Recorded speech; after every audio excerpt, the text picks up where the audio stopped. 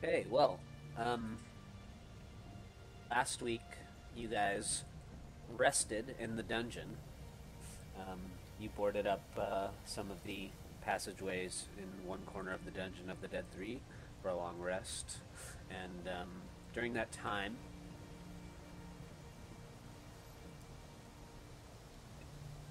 a group of cultists wandered into the dungeons below Boulder's Gate. You were able to identify them as um, cultists devoted to Tiamat, the five-headed evil dragon. Um, they seem to have been after something which they found in the dungeons before you guys got a chance to fully explore everything, and you witnessed them all, the five members of the cult, retrieve five large treasure chests full of coin, and you had kind of heard them conversing with each other a bit, um, about locating some small portion of this stolen hoard. They, you did not try to interfere with them retrieving their treasure, and then you guys managed to get the full benefits of a long rest in the dungeon. You then exited and found that one of the employees of the Steaming Nymph was still kind of hanging around, and she offered to draw you all baths, and you had a couple hours spent cleaning the musk of the dungeon off of yourselves, and then she let you all know that she was going to seek employment elsewhere, that whatever was going on at the Steaming Nymph was a bit too um, much for her pay grade, and she was going to find herself maybe a less dangerous position somewhere else in the upper city. But if you ever needed a new spa day, then when she finds a new job, she will let you know where she's um, becomes newly employed, and she'll send you some invitations for another bath. Um, then you decided to bring Bernard's body to his family estates, which was not received well. And after that, you went to the Silver Spire, which is the uh, basically the magic shop in the upper city, a place of wonders, if you will. Um, just behind the Hall of Wonders, the High Hall of Wonders, you met a bearded elven wizard who helped you exchange some of your items that you found in the dungeon and sold you some potions. Um, most of which went on to the Van Thamper's ledger there, and then you made your way back out into the city where you had dinner at a little sort of fancy Italian themed bistro, and you caught a play. And now you find yourselves in the still early hours of the evening in the city, um, with nothing much left else to do, unless you can think of anything. Um, but you find that now that your mission is complete, eventually you probably should make your way back to the barracks and see if you can find bump into Captain Lightheart, maybe get some further instruction, let him know perhaps what you've uncovered in the Dungeon of the Dead Three. But before you do that, if there's anything else any of you would like to do just in the city, you're more than welcome to. I would say like it's just now become fully night in the upper city. The play that you all caught the tail end of just ended, and most of the nobles in the upper city are kind of dispersing back to their estates, and the four of you are there now just in the upper city, with still a bit of free time on your hands.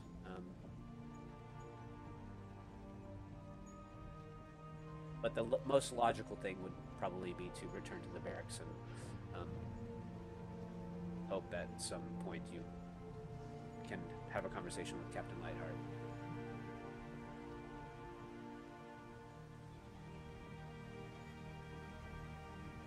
Do we think Captain Lightheart would have like a stock of just like basic arrows, or is that something I could stop and just purchase real quick? Just running a little low. Yeah, there were quivers, full quivers of arrows in the basement of the barracks, with the Okay. small Okay. arsenal that he keeps down there of other weaponry and stuff, Okay. arms and armaments.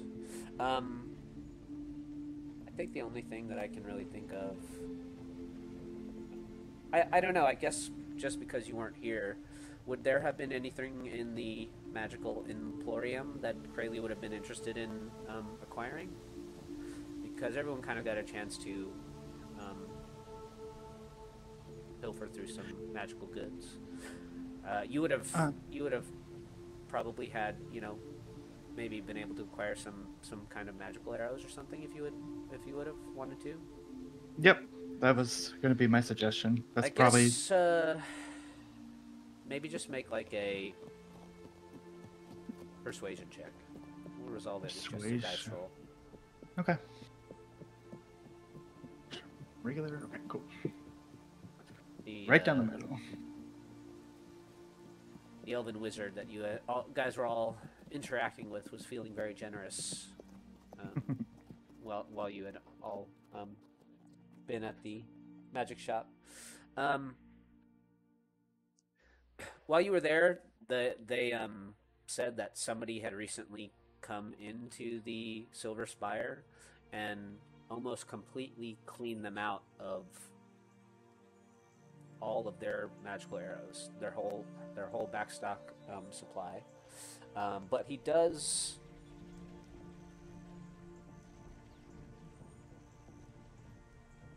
give you a small quiver of 3 arrows. Okay. Um, these 3 arrows are arrows of true strike, so they will add, I think, a +10 to your attack roll.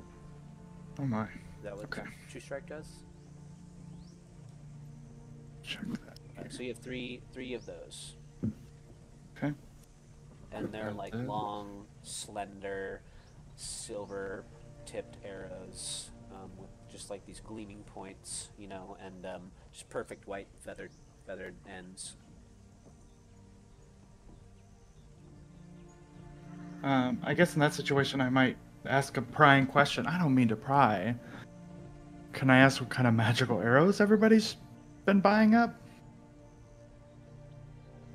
Man, I wish I would have wrote this wizard's name down. I know I came up with one. Oh, I, Elandor. I, Yeah, Elandor. yeah, I see yeah. it in the Landor. chat. Okay. Yeah.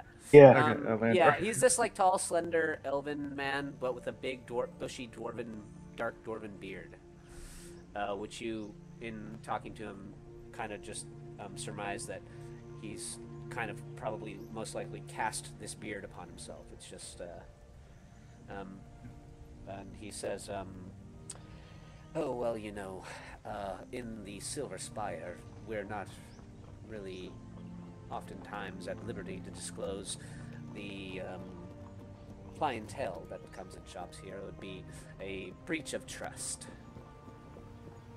You know what? That's fair. How much do I owe ya for these 3 stack arrows? Oh well, I think that the account has already been settled, so don't worry about Uh, thank you. I will take them. that. And that was just settled before, so now you guys are just kind of there's a lot of the fog doesn't tend to really make it up this way into the upper city so much, and especially at night. So it's actually quite a clear night. You can see the Torillian sky above you, with just a thick smattering of stars that kind of cuts across the top of Boulder's Gate on a clear night. Um, every now and again, now that it is fully after dusk, you can even, if you stare long enough, catch a little shooting star shoot across the night sky.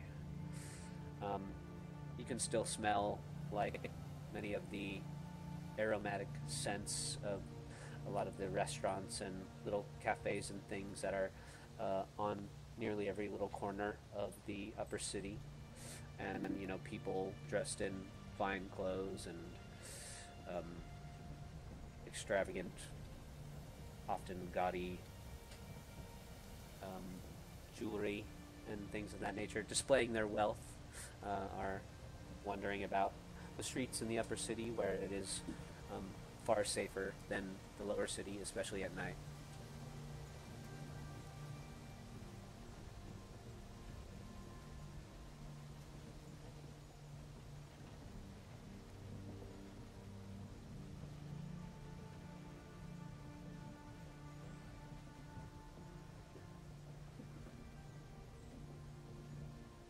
Would you all like to just head back to the barracks? Yes. Okay. Yeah.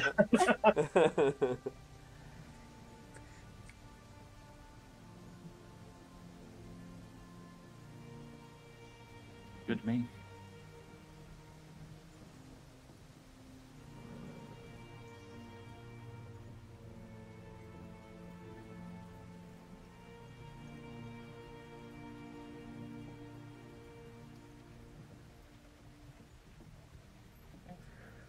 So you guys make your way back through the gates to the lower city. Just inside one of the gates, the barracks is not too far away. You actually see Misty, the cat, out front, just kind of lapping at a little metal bowl of water that's next to the larger bowl, kind of matching bowl that Captain Lightheart uses to wash his feet before he comes into the barracks. You guys make your way inside, and you can see that most likely Misty has lit all the lamps and candles around the inside of the barracks. You even notice that there are a few more around. Like there's a little bit more lit than it's previously been in other times that you've been in the barracks a few other times. There's a few extra candles around, especially kind of over by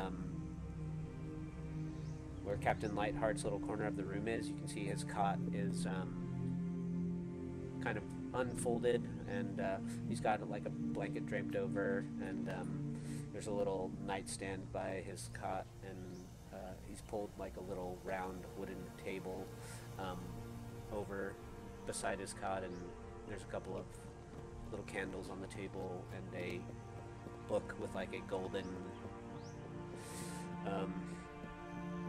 it's like a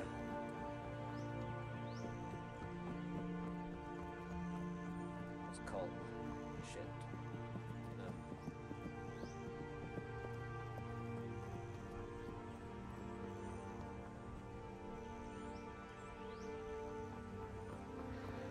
If I don't say the word, it's gonna kill me inside, and then the campaign will be over. There's just like a book with a like a tan cover, and it's got gold. You can see like a big golden sun on the front, and down the spine it says "The Light of Lathander," and canvas. The book's canvas, bound in canvas. There it is, and but currently, Captain Lightheart doesn't seem to be in the main room. Misty kind of follows you all in, and she goes and curls into a little fluffy white ball at the foot of Captain Lightheart's cot. You can see that also it seems as though Captain Lightheart had probably made himself some dinner, and there is like a wooden cutting board with some leftover like grapes and cheeses and dried meats and stuff on the large square table in the center of the barracks.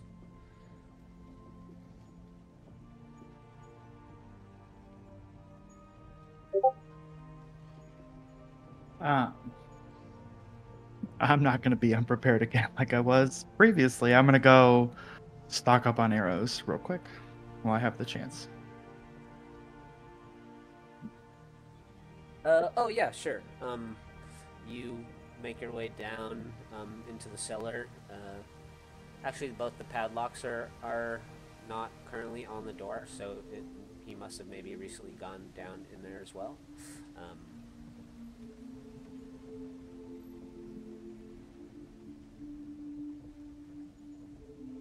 you get a fresh quiver of arrows, or you're able to refill your own. And then upstairs you do hear like the doors of the barracks while you're down there kind of swing open, and Captain Lightheart enters with a big grin on his face. Um, he's to the other three of you. He says, "Ah, finally you're back. Pleasure to see you all in one piece." And then he kind of says, "Well, almost all of you. Where is Bernard?" He didn't make it.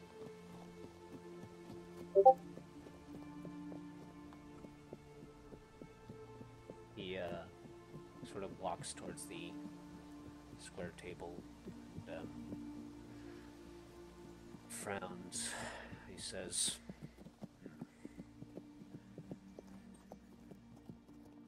"I'm sorry to hear that. I suppose that means that there was something more going on at the Steaming Nymph. What did you all discover there?" The cult. The Tiamat. Or at least we believe. Oh, go ahead. Well, we encountered... Okay, so first, and I explained to him that we fought the cultists of whatever. Albane and Merkel? Yes, we fought cultists of all three, and it was at the very end when Bernard met his fate, and then we decided we really needed to rest because we were super expended. And then while we were resting, we discovered some cultists of Tiamat who were there to collect some sort of treasure that they believed belonged to them. We didn't interfere because, well, we were all tapped out. And there were a lot of them. Yeah. We were down a person. Yeah. Captain Lightheart says, "Well, first of all, I'm sorry to hear of Bernard's untimely end.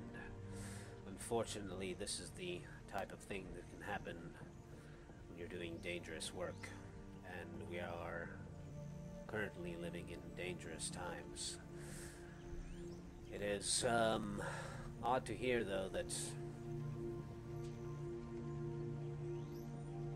all three sects of these cults are working together, tandem. It was only cultists of Gaul that attacked the city.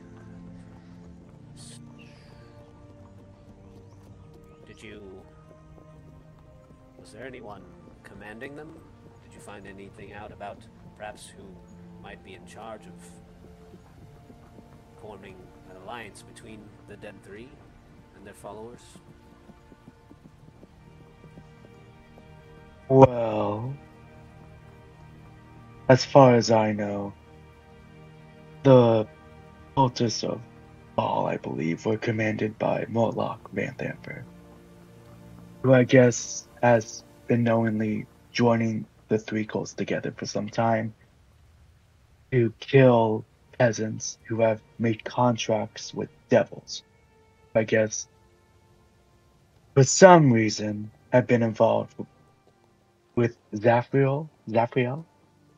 I don't know the name, but Zariel. So there's more going on than I think any of us know as of right now.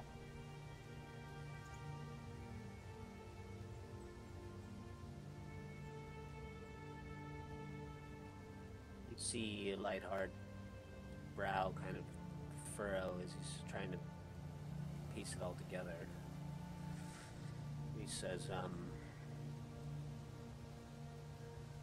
well, if the Van Thampers are involved in all this, That sure complicates things.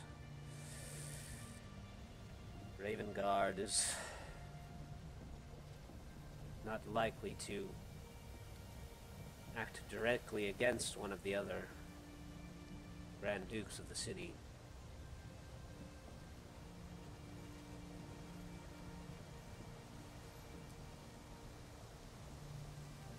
Lord happened to tell you if he knew anything about the disappearance of Thavius Krieg?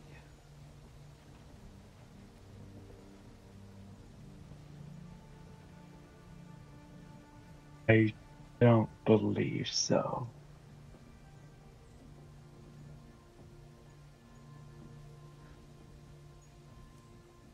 Well, it sounds like we don't have the proper time to mourn the loss of Bernard. This sounds like something we need to act quickly on to me. I know some about the Van Thampers, of course, because the matron of their family is one of the Grand Dukes of the city. And I know for some time she has been jostling for position of Grand Duke. Right now, that position seems to be between her and Older himself. If we could find a way to truly implicate her in disappearance of Thavius, or at least show that she had involvement in bringing the cults of the Dead Three together to cause mayhem and destruction in the city, that would be enough to get her moved from position in the council. Well, I could help with that. I'm open, all ears, for ideas.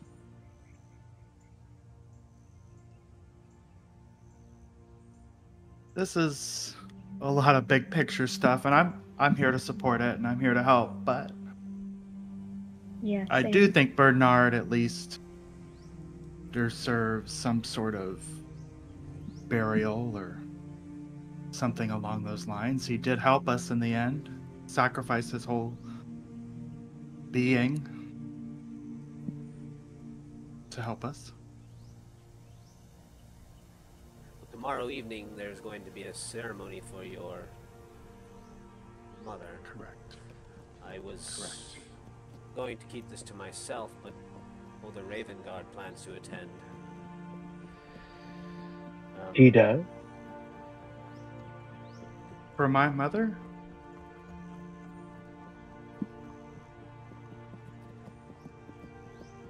He must have some importance then. Well, your mother died at the hands of one of the captains under his command.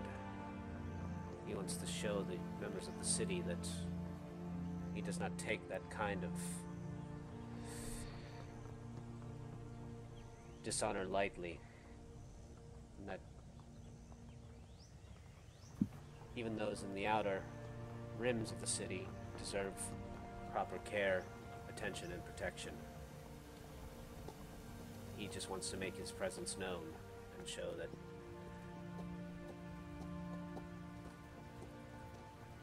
those kind of actions do not go unpunished.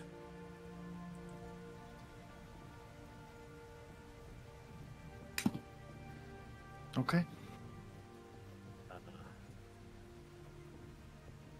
Seeing as Bernard died in the line of duty, I don't see why a separate ceremony could not be held, or one in tandem. He doesn't need to be buried in your family's grounds, but there is a small cemetery nearby, I know, outside in Southfoot.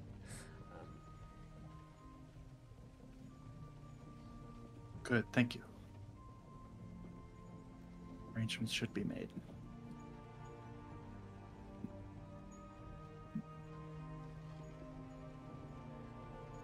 What I've learned is that, as far as we know, the Van Thampers were also somehow involved in the disappearance of Thavius Krieg.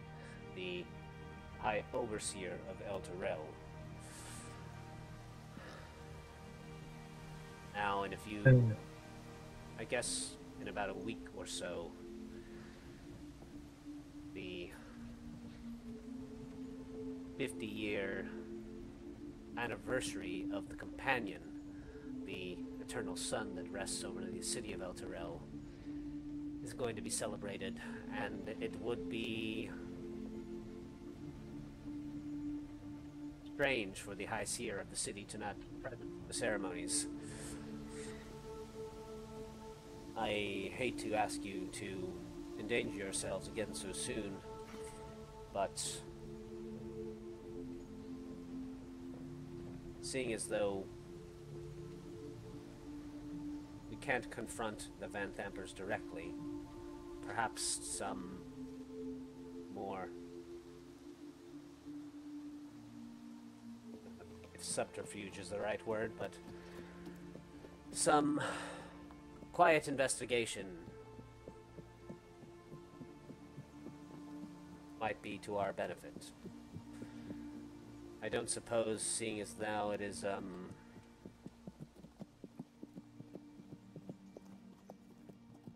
nighttime, that you might all perhaps be interested in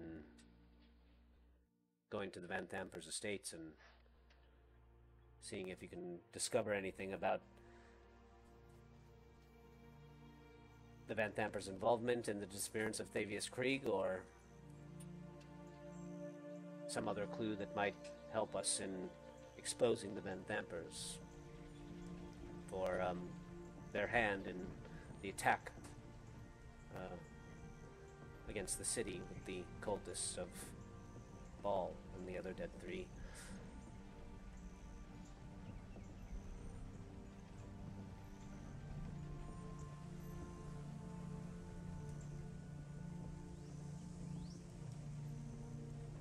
Well, I do know a way in, if it would help. You think it'll be safe? At this time of night, I'm sure we'll be okay.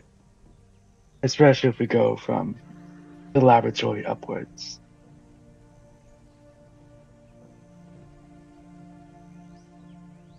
You know that the Van Thampers Dolos do hire, like, private guards that patrol their grounds at night? You know, being that, Mara is one of the 4 dukes of the city. She has her own private guard that patrols the grounds. But, you know, you believe with the right caution, you'd be able to likely sneak past them into the manor house itself. Or you could try and, you could try out your secret entrance. I also have those potions of invisibility that I bought. You mean that that account bot? Yeah, who was the account? Who cares where the money comes from? I guess we should resolve that real quickly, though. How many of those do you have? Was it 3? I think it was 2 regular and 1 greater. And you guys got some healing potions as well, right? Did we? Or am I making that up? Did we? I don't think we did. Oh, okay. I think we got- got 1. I remember the Oh, wait. invisibility. We did get healing potions. We got like 1 each. Oh, yeah. Yeah.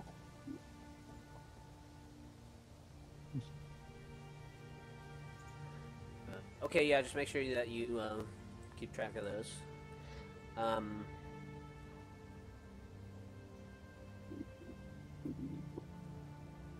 Captain Lightheart says, I'm not asking you to, all I'm asking you is to see if you can retrieve any information that would be useful and exposing the Van Thampers in their involvement in with the cultists. You say that Mordlock Van Thamper was dealing with them, and so that must mean that Almara knows about what's going on. The cults of the Dead Three. I would imagine that the Van Thamper Manor is the best place to find any information that they might be hiding away, and perhaps we will get lucky and even discover what's happened to Thavius Krieg.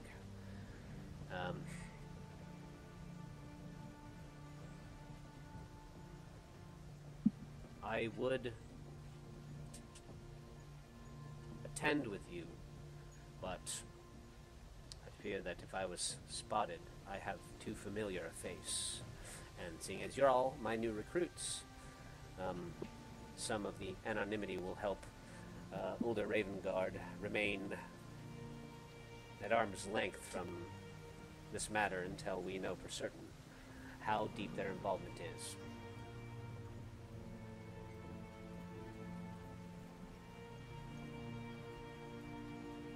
Well, not to toot my own horn, but is that not the whole point of me not officially becoming part of the Fleming Fist was all about?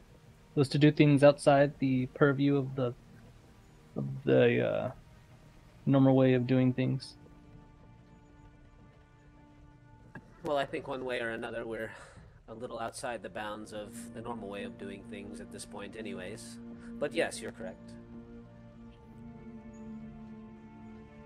Actually, I was hoping I could have a conversation with you in private, Tanawak. Oh. I mean, oh. I'm more surprised, oh. If you all don't mind, you can decide amongst yourselves if you would, or I guess plan amongst yourselves. Maybe Dolos can give you an explanation of the Van Thamper's grounds. It seems like he knows a thing or two about the Van Thampers, and if you could perhaps join me for just a few moments, maybe up in your room, Tanawak. Yes. Let's head up there now. You see, he walks over to his cot and he picks up the Light of Lathander, and he follows you upstairs. What exactly is the Light of Lathander? It's just like a Bible, basically, you know. Oh. The book that he had on his nightstand. It's like as long as he doesn't try to convert me. A book about Lathander. Oh, that's exactly what's happening right now. He goes over to the bookshelf. No, an Inquisition. He actually he pulls off the book of all the other pantheon of Faerun, and you guys head upstairs, and he sets the books down on the end of the bed, and he says,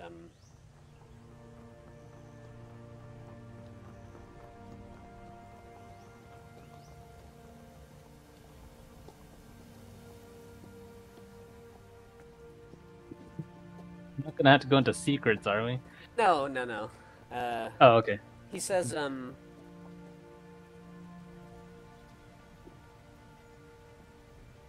you know, Tanawak, it was no coincidence that I had shown up at the docks the day you arrived in Baldur's Gate. Some time before you arrived here in the city, I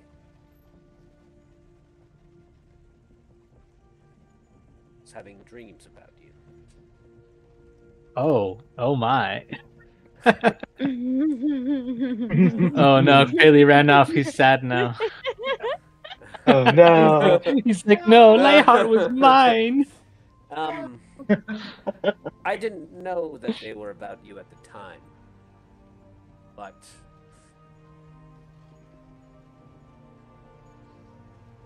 through these last few years of my life, I have devoted myself to Lathander and his light, and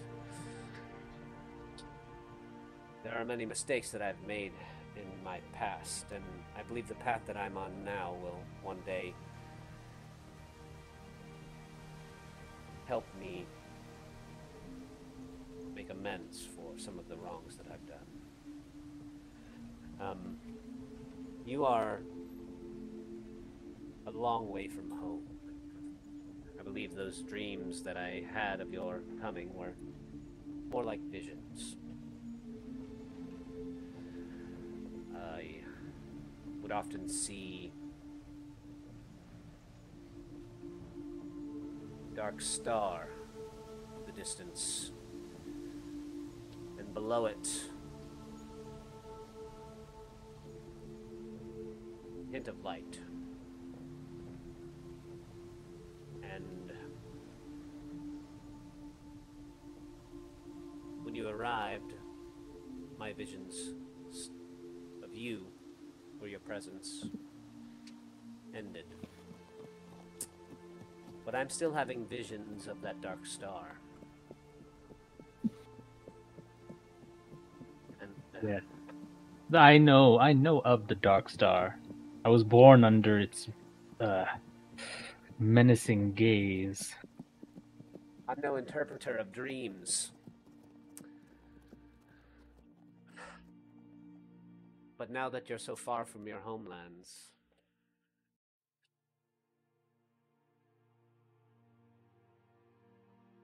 I believe that the gods that you might believe in may no longer be able to hear you.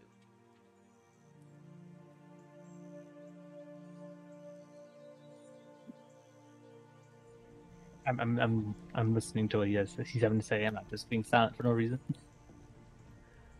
He says,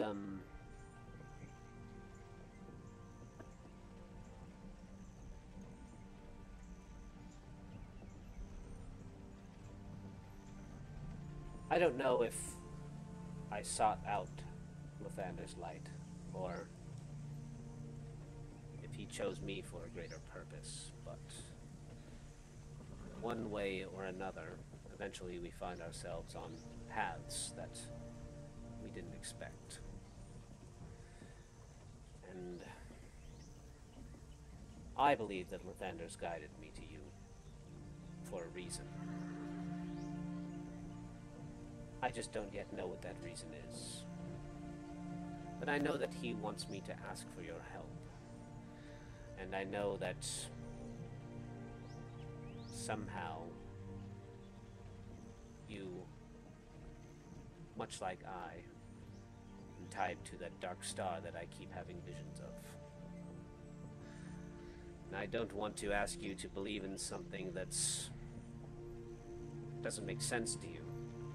I know that whatever they believe in, where you're from, probably is comforting for you to hold on to in these new lands. But I would like you to consider that perhaps Lathander has chosen you for something, even if just for a short time. And maybe if you're open to his light, he might guide you. I see. If I don't know why I was about to say Torm.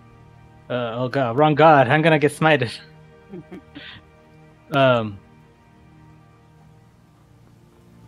If you're asking me to believe,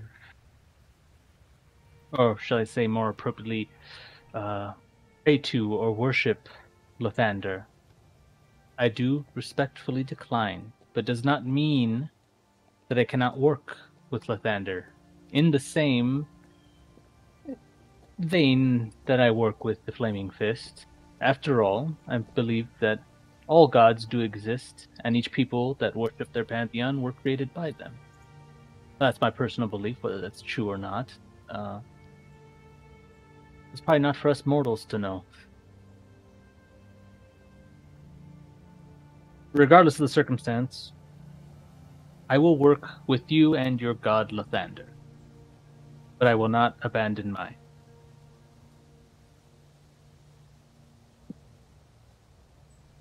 Although, I hope I don't come off too pretentious for that.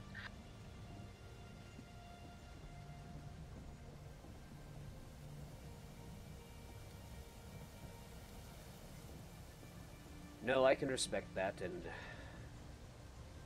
I'm only doing what I believe Xander is guiding me to. Well, to be realistic, or well, fair, the Dark Star, I do believe, is a threat beyond any one faction of mortals. I think that all should work together to vanquish the Dark Star and permanently avert its gaze, shut its eyes for the very last time. Or well, I still don't quite understand what it is, but I think it's a being outside of our understanding.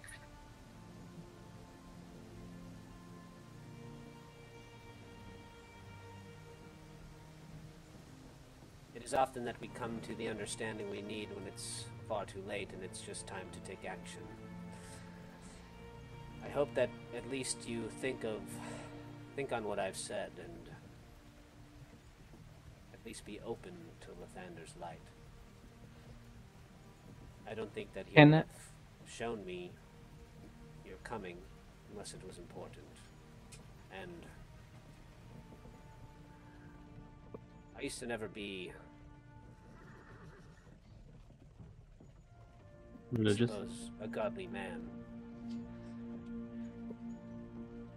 But I have been shown that the gods choose us. And sometimes there's nothing we can do about it.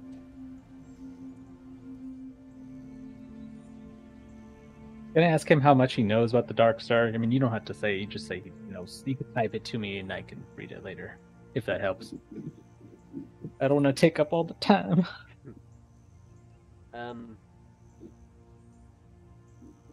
He says, all I know is that with each passing day, its presence grows stronger in my mind. Sometimes I even almost feel as though I see it hovering in the sky in my waking hours.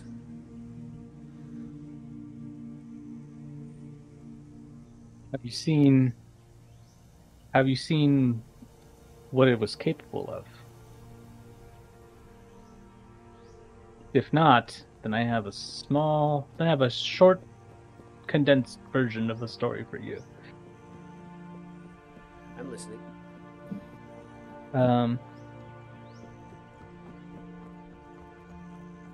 Okay, so, let's see.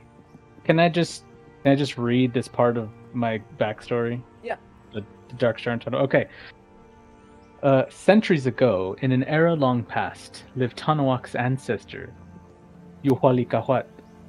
He was an ordinary priest serving in a bustling city-state when fate chose him for a destiny of cosmic proportions. One fateful night, the sky overhead altered. The constellations seemed to rearrange themselves around a glowing, flickering red star. Residents of the city looked skyward, and their faces lit in ominous crimson.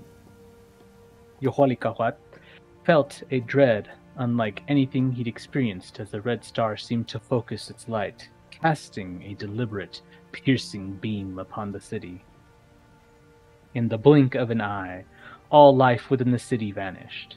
Homes stood empty, the hearts still aglow. Marketplaces filled with goods but void of souls. The only survivor was Yohualicahua, who awoke to an eerie stillness that had replaced the once vibrant life of the city. Haunted and alone, he wandered for 2 weeks, reaching a neighboring city-state to share the news of the inexplicable calamity. His tale caught the ears of the Huey Tlatoani of that period, who was both intrigued and terrified. Seeing divine intervention in Yohualicahuat's survival, the ruler appointed him as his personal priest, setting the foundation for what would become a line of both priesthood and royalty in Metitintlan, which is Tanawak's home city-state that his family rules over. I mean, I guess I could continue. There's 3 more paragraphs. Go for it. Yoholikawat named the otherworldly force the Dark Star, an eldritch entity that either appeared as a solid obsidian sphere or a literal giant eye gazing upon the world. Perhaps both. His descriptions would be passed down through generations as both a warning and a reverent acknowledgement of a cosmic force beyond comprehension. Centuries later, the tale of Yoholikawat and the Dark Star loomed large in the life of Tanwak and his community. When the Dark Star gazes upon the people of Mastika, newborns are miscarried. However, Tanwak survived, just as Yoholikawat had. Like an ancestral curse, the Dark Star's gaze would periodically descend upon him, seizing his body and mind in seizures. With each occurrence, Tanwak would lash out, unable to control his actions. His mind filled with horrendous images of suffering, the rendering of flesh and soul as the people of Yoholikawat's home were consumed like mere morsels. Impossible geometry, an unspeakable horror, and more creatures like it lurking in realm space. As he grew older, he returned to the ancestral prayers and meditations taught to him since childhood. Slowly he mastered the ability to enter a meditative state, quelling the seizures and the uncontrollable fits. Yet the strain of his experiences with the Dark Star weighed heavily on him and his relationship with the person I will not name yet, unless I already name dropped him in the other one other session, but I don't remember, so I won't name him, drop him now. Fearing he'd driven his lover away with his unpredictable outbursts. And the next part is irrelevant. But basically what Tanwak is explaining is the history of, at least from his people's perspective, of the Dark Star, how it has afflicted his people and him personally.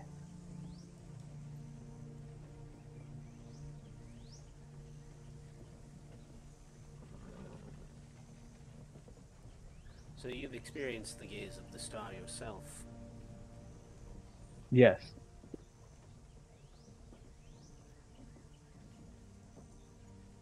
You had mentioned that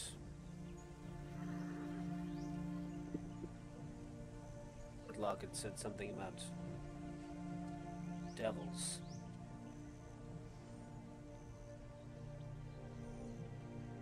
And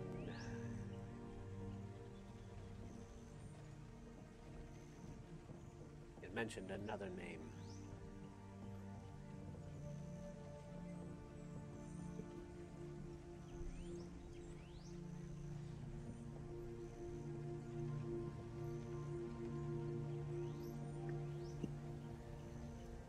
I consulted with other priests in my order about my visions.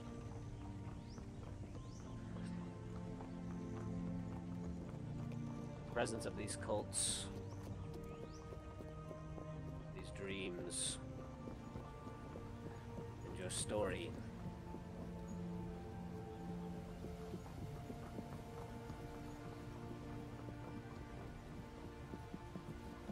sound like they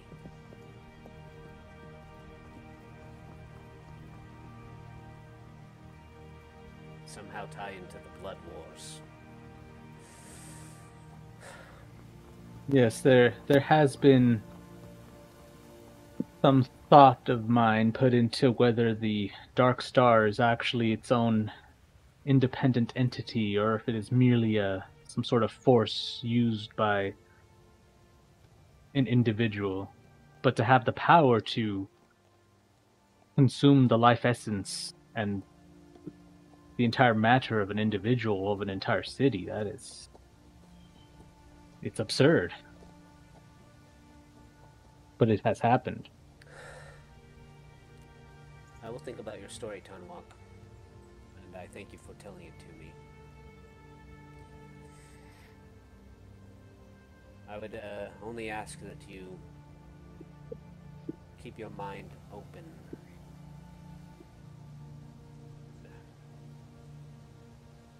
Do not fully close yourself off to a Thander's call. Even though he is not of your homeland, that does not mean that his light can't flow through you. This I understand.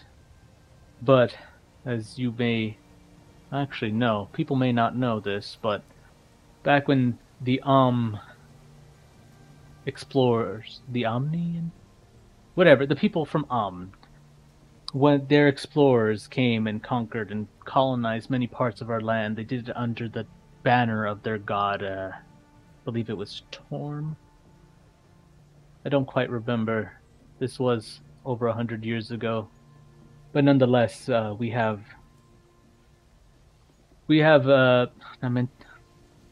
intergenerational trauma, as one academic had called it. So I hope you understand some minor wariness I have of associating with Faerunian gods. Baldur's Gate's history is based on intergenerational trauma, so I understand. He says, well, I think we should rejoin the others for the rest of this conversation. But I will speak to some of my peers about your story. And, I also plan on recounting the story to Lord Uldor Ravengard himself. Someone of his high standing should also be warned of this calamitous power. perhaps you'll be given that opportunity tomorrow evening at the ceremony. But for tonight, we must get to work. But thank you for your time. And he leaves your room and leaves those two books on the bed. And he heads back downstairs. I will rejoin him, and if there isn't already food, I will help start making food because I'm apparently now the chef also. Yeah, I was gonna ask you. The kitchen's pretty stocked. Does if they have flour, I will make a whole stack of flour tortillas and carne asada. Nice. The others come back downstairs, and Captain Lightheart, I think, maybe has a few more things to say, but as he begins to talk to the rest of you, you see Tanwat head over to the kitchen and pull out a black bag of flour, and he begins to go to work, making something up for you guys, a pre-danger mission meal, and Captain Lightheart says, I'll make them big ass burritos. Captain Lightheart says, you had mentioned that Mordlock had said something about devils, and he had said something about someone named Zario. Now this is a name that is at least familiar to me as well.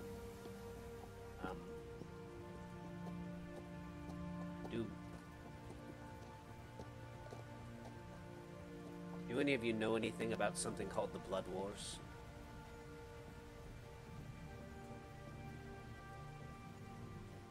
Not really. No. Well,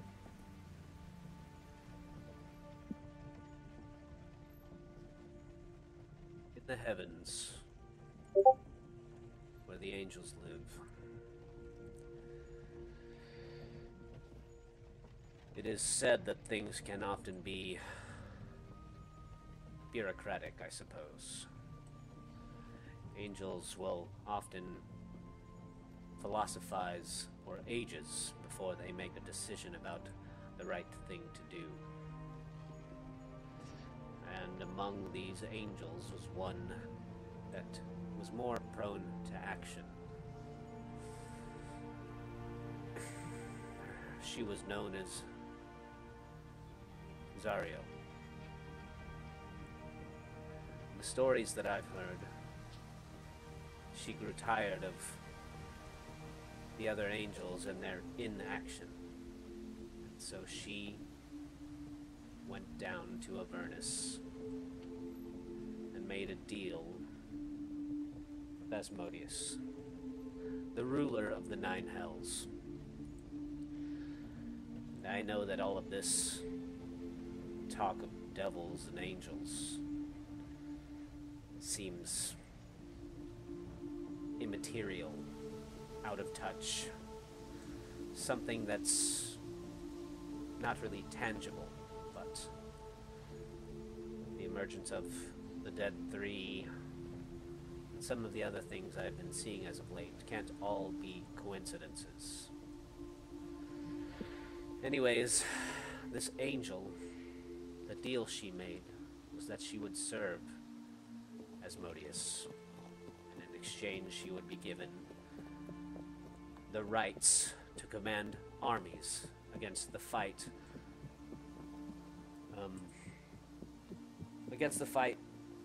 to fight against the abyss, to keep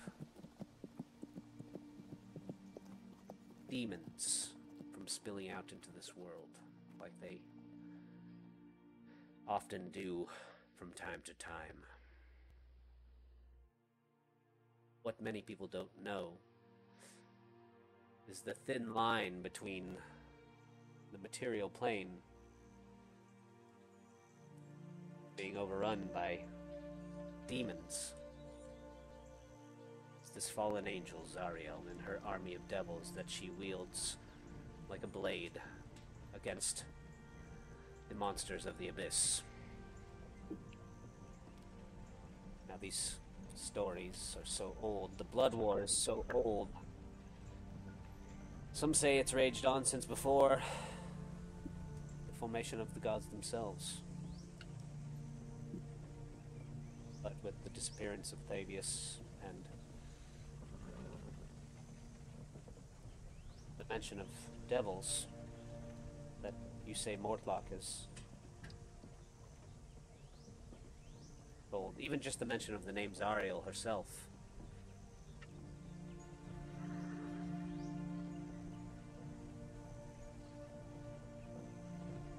just doesn't seem plausible. And he says,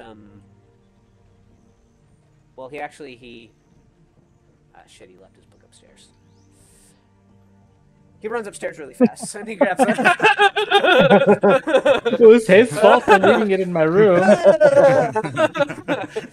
And he comes back down the stairs real quick, and he puts the light of Lathander down on the table. And there's he kind of flips through it.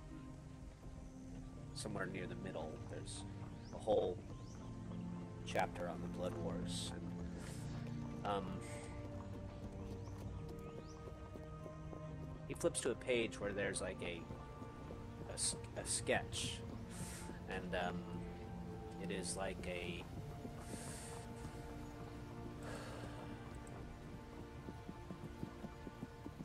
portrait, essentially, of like a very statuesque looking woman, but her eyes are like full of fire, and she has no hair, but you can see like big black feathered wings up behind her. And even the artist of the picture truly captured like the duality of both the angelic origins and whatever devilish insights has crept in to her being. He points to it and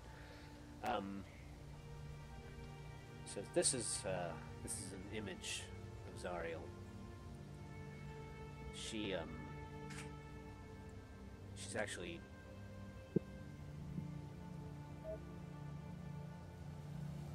been present on the material plane not much more than 50 years ago, around the same time actually that the companion appeared above Elturel. she gathered a group of knights and rode into Avernus against a particularly vicious band of demons. But they drove her knights back through the portals to the material plane. And, Wait, did you put up a picture of Zarya? no. But it's the, oh wait, maybe I just should do that.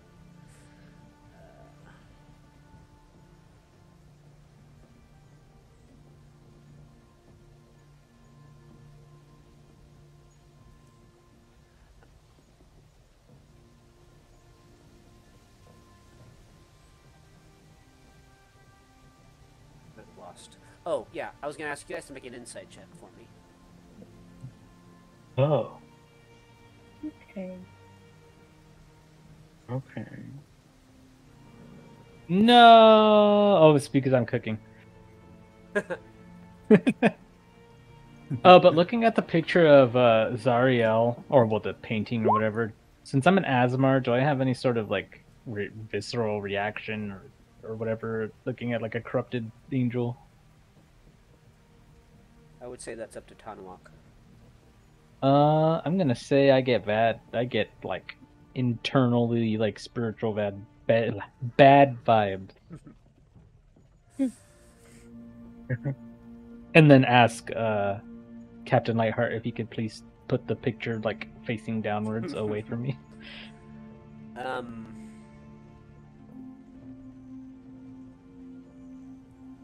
He closes the book.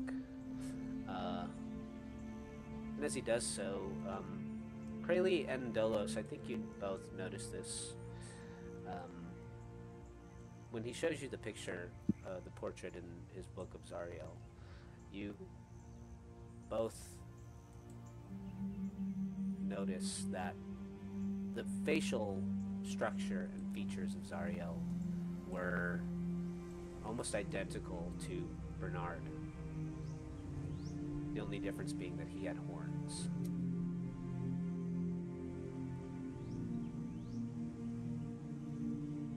Wow.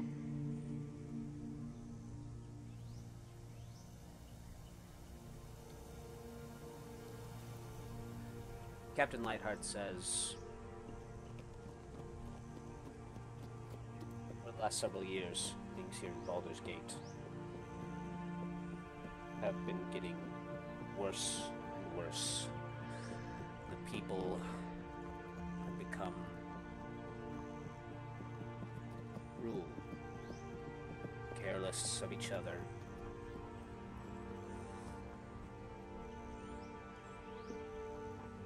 Violence and crime steadily risen.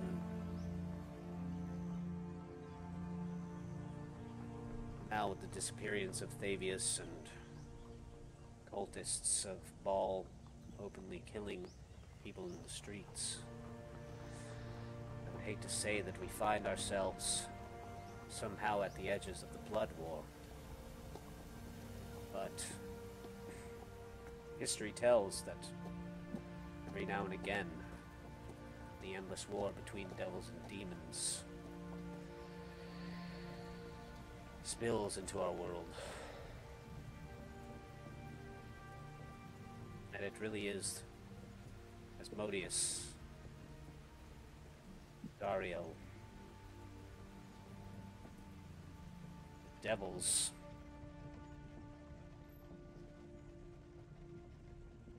that are responsible more often than not from keeping the demons away.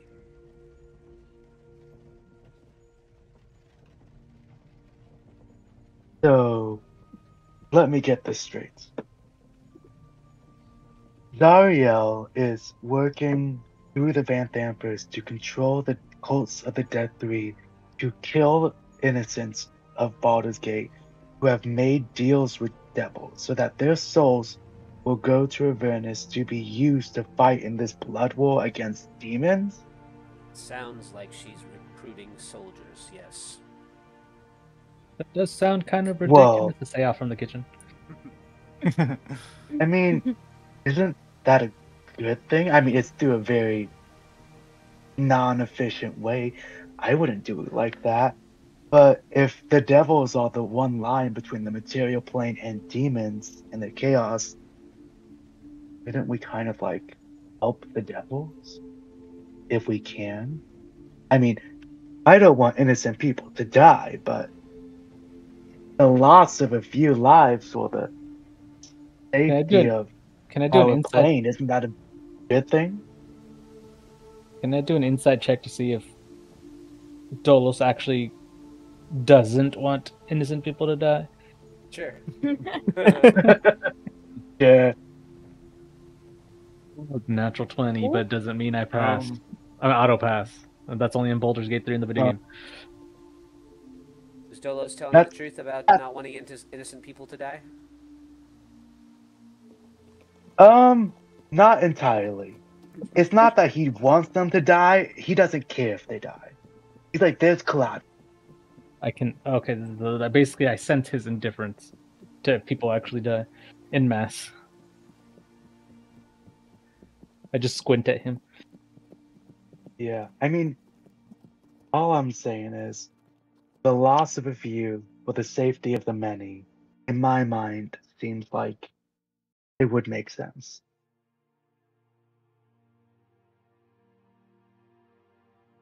Captain Lightheart says,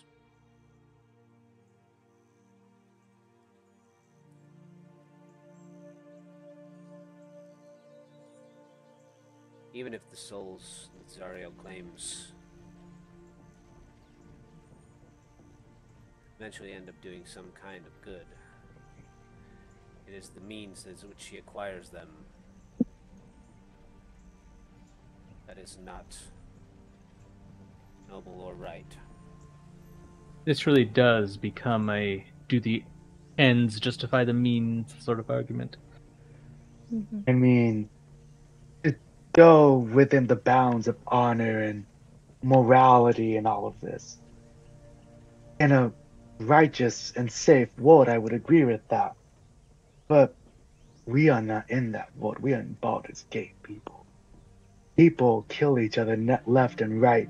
Hell, Haley's mother died out on the streets. I was thrown out of my house.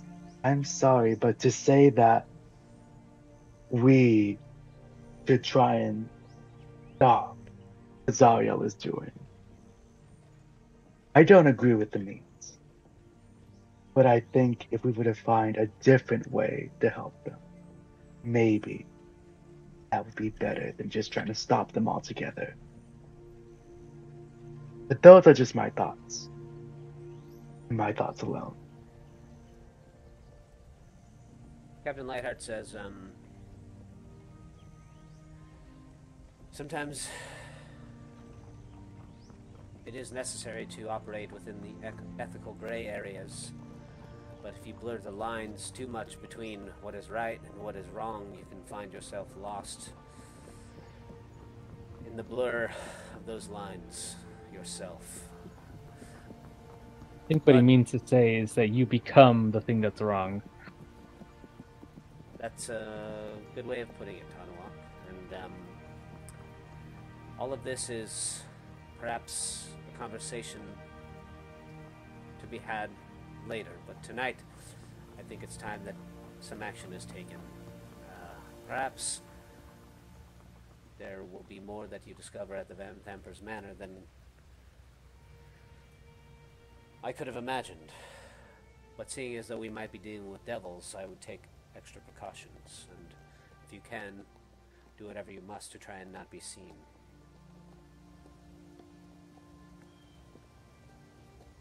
I come towards the table with just plates full of wet burritos, just and knives and forks, since you need 4 knives and forks to eat a wet burrito. And they're freaking massive. They're like the big ass ones you get at the Taco Mexican Del Mar restaurant. burritos. Yeah, fancy mess. I don't know what Taco Del Mar is. I don't know what that restaurant is. Taco Del Mar was like, no, like you could barely. If you took a bite, basically everything would just spill out of it. They would fill the Wow. the tortilla so full that they could barely close it. I'm talking about like if you go to like a Mexican like a family owned Mexican restaurant, you just get this big ass freaking burrito that's Yeah, just yeah. full with rice, Yeah. beans, and everything. I'm just carrying them like I'm some freaking waiter or something. With just 6 all on my forearms. And everyone eating huge burritos before a stealth mission just sounds like disadvantage on stealth checks to me for the rest of It does. It sounds like chemical warfare to me. But yes, tonight we dine in hell, not literally. Oh my goodness. I'll eat one. I'll eat a veggie burrito.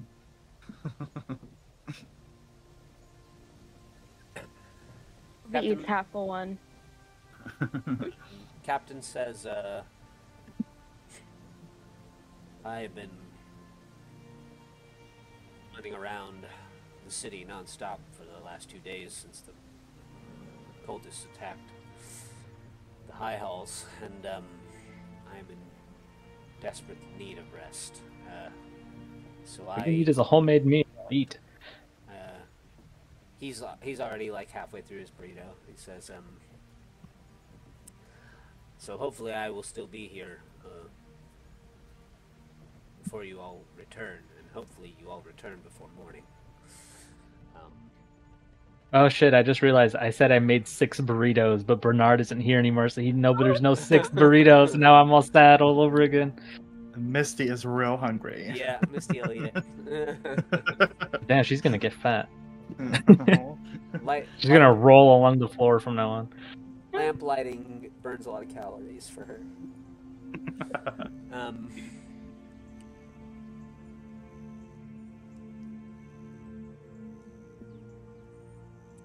Lightheart says, it sounds like Dolos has some knowledge of the Van Thamper's manor, and he looks at you, Dolos, and he says, and perhaps after this next mission, you can tell me more about some of the other work you've done for Older. And if you want to make an insight check, you can.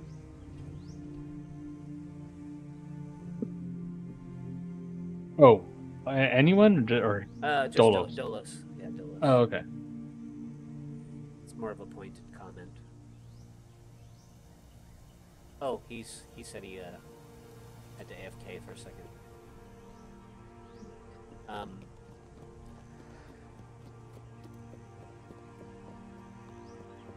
Actually, we're almost to mid-session, so why don't we take our little 5-minute here?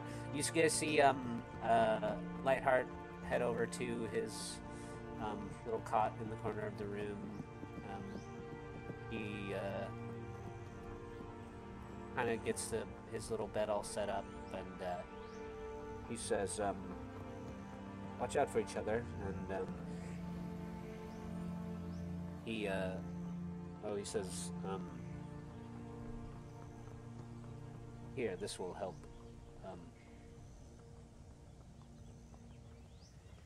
And he pulls out like a little, he reaches in one of his big deep pockets and he pulls out an hourglass. He says,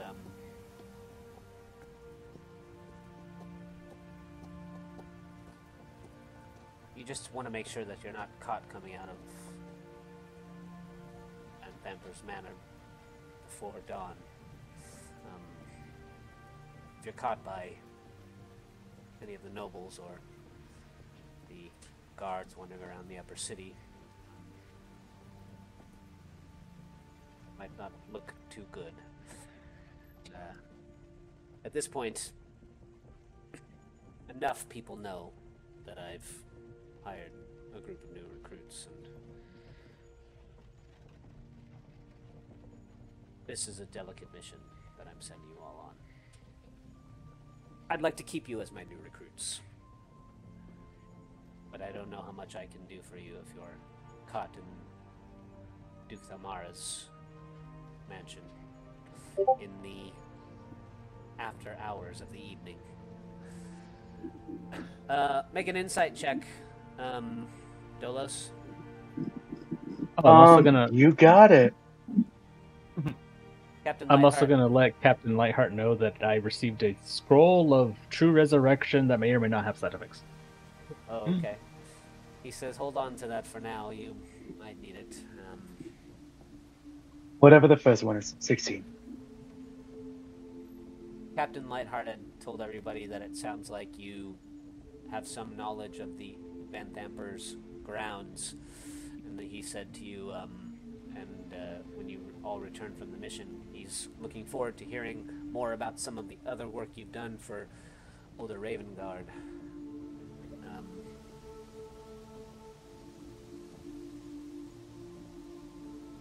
Oh, the lies are gonna start unraveling. I think with the 16, I think with the 16 insight, it's just kind of he's giving you a gentle reminder of some of his curiosity about you. Yes, yes. Well, of course, Lightheart. We can have a much more in-depth discussion about my work later. And says, well, hopefully I'll see you all by morning then, and we'll do our mid-session break right here. So go ahead and take a 5. Right. Ooh.